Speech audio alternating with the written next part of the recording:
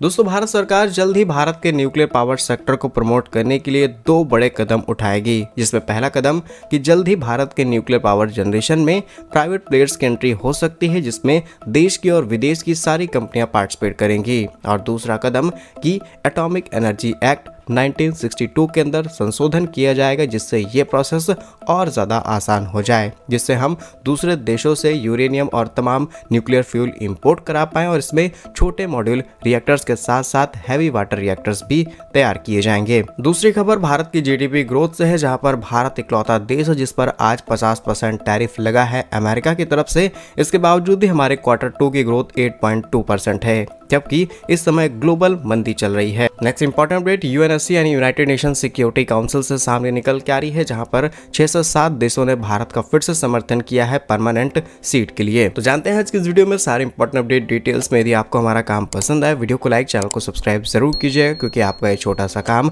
आप तक ये जरूरी और सही खबरें लाने में हमारी बड़ी मदद करता है। तो रिसेंटली ही प्रधानमंत्री नरेंद्र मोदी जी की तरफ से अनाउंसमेंट की जाती है कि जल्द ही हम प्राइवेट प्लेयर्स की एंट्री देने वाले हैं भारत के न्यूक्लियर पावर जनरेशन में। अगर आप इसका बैकग्राउंड देखेंगे तो डेफिनेटली आपको बहुत चेंजेस देखने को मिलेंगे, क्योंकि दुनिया के जितने भी देश आज majority electricity nuclear power generation से ले रहे हैं, उन्होंने अभी तक अपनी गवर्नमेंट कंपनीज को ही परमिशन दे रखी है। फिर चाहे वो अमेरिका हो, फ्रांस हो, इवन रशिया, इन सभी जगह पर आपको गवर्नमेंट की कंपनियां देखने को मिलेंगी, अदरवाइज पीएसयूज देखने को मिलेंगे। लेकिन भारत एक ऐसा देश बनने जा रहा है जहां पर हम डायरेक्टली प्राइवेट प्लेयर्स को एंट्री देंगे। अभी ये बात तो कंफर्म नहीं है कि प्राइवेट प्लेयर्स की एंट्री किसी सरकारी कंपनी के साथ मिलकर के दी जाएगी, जिससे ये प्रोसेस ट्रांसपेरेंट रहे और मॉनिटरिंग अच्छे से की जा सके। लेकिन सरकार ने मन बना लिया है कि जल्द ही कुछ नए रिफॉर्म्स किए जा सकते हैं एटॉमिक एनर्जी एक्ट 1962 के अंदर, जिससे हम ये प्रोसेस और ज्यादा इजी वे में रोल आउट कर पाएं, क्योंकि ये एक्ट ही कहता है कि प्राइवेट प्लेयर्स की एंट्री बहुत ज्यादा क्रिटिकल हो जाती है, specially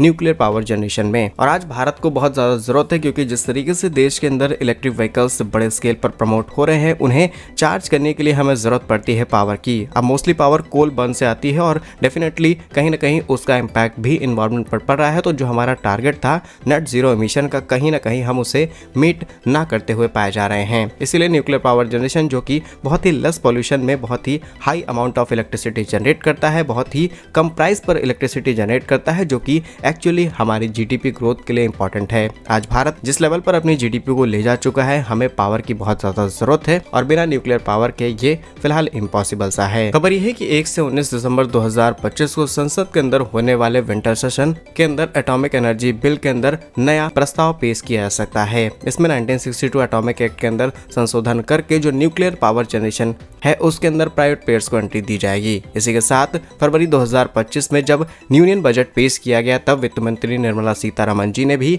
civil liability for nuclear damage act 2010 के संशोधन की घोषणा की थी। ये बदलाव प्राइवेट प्लेयर्स को इजीली देश के अंदर स्मॉल मॉड्यूलर रिएक्टर्स के साथ साथ हैवी वाटर रिएक्टर्स भी बनाने की परमिशन देता है। अगर आपको बहुत ही बेसिकली बताएं तो ये लायबिलिटी एक्ट क्या है, तो ये बहुत ज्यादा इंपॉर्टेंट है। असल में भारत के अंदर अगर आपको पावर प्लांट लगाना है तो पहले हमारा एक्ट ये कहता था कि कोई भी नुकसान होता है तो वो सारी जिम्मेदारी कंपनी की होगी, लेकिन समय के साथ इसमें रिफॉर्म करने की जरूरत पड़ी और अब बात यहाँ तक आकर के पहुंच चुकी है कि कोई भी कंपनी भारत के अंदर पावर प्लांट सेटअप करती है, स्पेशली न्यूक्लियर पावर प्लांट, और किसी भी तरीके का नुकसान होता है तो उसमें गवर्नमेंट भी आधा जिम्मेदारी लेगी और वो कंपनी भी आधी जिम्मेदारी लेगी। ऐसे में कंपनीज का आना भारत के अंदर आसान हो सकता है, क्योंकि पहले ऐसा नहीं था, क्योंकि जो भी कंपनी भारत के अंदर प्लांट सेटअप करती है 100% उनकी जिम्मेदारी होती है, उनकी पूरी अकाउंटेबिलिटी होती है। और ऐसे में प्लांट लगा पाना जहां पर सारी जिम्मेदारी आपकी हो, कोई भी नुकसान होता है तो डेफिनेटली कोई भी कंपनी आने से कतरा रही थी। लेकिन इसी एक्ट को रिफॉर्म करते हुए ये प्रॉब्लम सॉल्व की जा सकती है।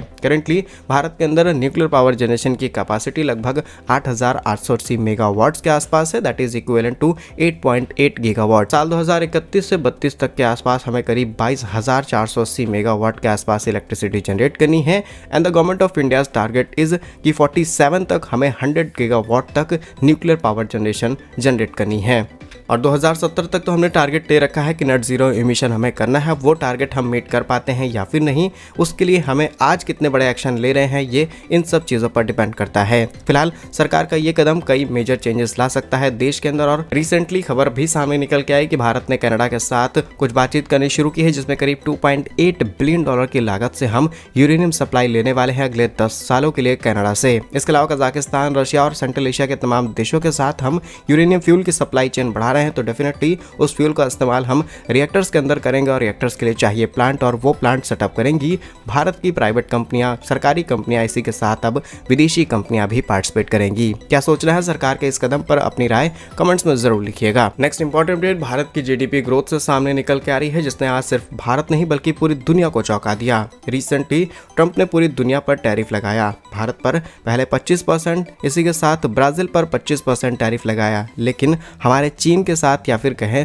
रूस के साथ अच्छे रिलेशन होने की वजह से 25% और टैरिफ लगता है। Total tariff is 50%। अब इस 50% टैरिफ के बावजूद भी भारत की जीडीपी ग्रोथ ने जो रिजल्ट्स दिए हैं वो देख करके पूरी दुनिया हैरान है। रिपोर्ट्स के मुताबिक भारतीय अर्थव्यवस्था ने सेकंड क्वार्टर के अंदर 8.2% की जीडीपी ग्रोथ हासिल की है, जबकि जापान जैसे देश 1 से 2% की ग्रोथ रेट पर अभी भी फंसे हुए हैं। हैरानी की बात यह है कि हमारे खुद के सेंट्रल बैंक, जिसे हम रिजर्व बैंक ऑफ इंडिया कहते हैं, उनकी तरफ से आंकड़ा था कि इस बार जो ग्रोथ रेट है क्वार्टर 2 के अंदर ये 7% के आसपास देखने को मिलेगी, जबकि पिछले साल इसी सेम टाइम पीरियड के अंदर जीडीपी ग्रोथ 5.6% थी, जब भारत पर किसी भी तरीके का टैरिफ नहीं लगा था। और इसी साल की फर्स्ट क्वार्टर में भी हमें बहुत अच्छी ग्रोथ देखने को मिली थी, दैट इज 7.8%। और इस बार तो हमने सारे रिकॉर्ड्स तोड़ दिए हैं। और अभी वो आंकड़ा तो सामने आया ही नहीं, जहां पर हमने जीएसटी रिफॉर्म्स कर दिए हैं, जिससे बहुत सारी चीजों से भारत सरकार ने जीएसटी हटा दिया है। तो ये क्वार्टर 3 का रिजल्ट होने वाला है। क्वार्टर 3 का रिजल्ट हमें कुछ महीनों बाद देखने को मिलेगा और शायद